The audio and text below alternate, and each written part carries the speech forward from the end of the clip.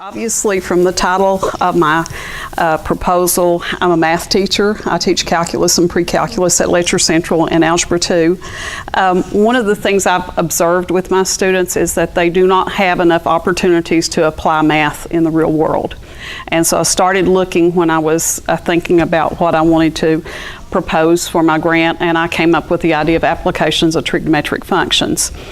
And so of course, in the unit that we do on trig, I will do the traditional sine, cosine, all of those things, the inverses and the normal things that one would do in a trigonometric unit. But in addition to that, we're going to look at how trigonometry links up with music. And so we're going to build some little instruments out of metal tubing and water bottles and those kinds of things. And one thing we're going to use, the big thing I'm going to purchase with my grant funding is a calculator-based ranger, which is called a CBR, and they run about $120 a piece, so I'll be able to order about 6 or 7 and have different groups, and so we'll work in groups and build our instruments. And the calculator-based ranger has several things built into it. One's a motion sensor, one is a sensor to pick up sound waves, and so they're going to build their instruments and use those CBRs to determine the frequencies of the different tubes as they play music with them. And I want to invite in someone who can tune a piano and maybe connect that in with tuning a piano and how the frequencies of the sounds are important.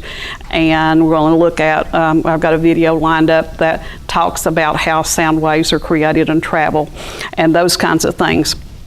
And so within our project, we're going to have 3 or 4 different types of instruments that they'll have an option of building. And of course, as they vary the lengths of the tubes, then they'll find the frequencies are different. And so it'll be a little bit different methodology per group of students as to how to tune that. And hopefully throughout the whole thing, they'll take away with, well, math is not just something we study in a textbook and just in the context of it's this function and that function, but those functions actually have applications out in the real world. And so that's kind of what we're looking at. So in terms of, students will be doing problem solving, they'll be doing investigations with trigonometric functions, they'll use mathematical functions to model the sounds, and so they'll get in mathematical modeling.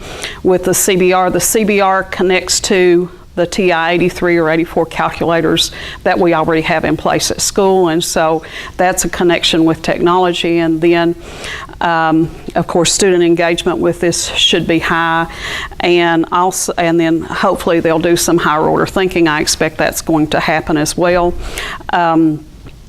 And so overall, I just think it's a really good application of math out in the real world so that they can take away, and it'll be more than just learning things out of the textbook and here we are. And so, you know, I've learned this, but where do I go with it? What does it have any importance? And you know, there are things in math that do have lots of importance, but we don't always have an opportunity to make that connection. And so hopefully throughout the course of this, my students will come away with a much stronger connection of, you know, the technology, the application, the math piece, and be able to pull it all together.